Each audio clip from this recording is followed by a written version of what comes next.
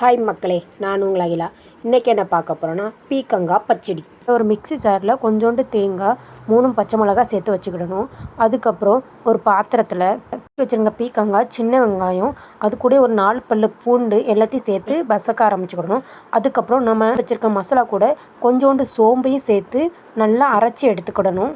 தண்ணி விடாமல் அரைச்சி எடுத்துக்கிடணும்.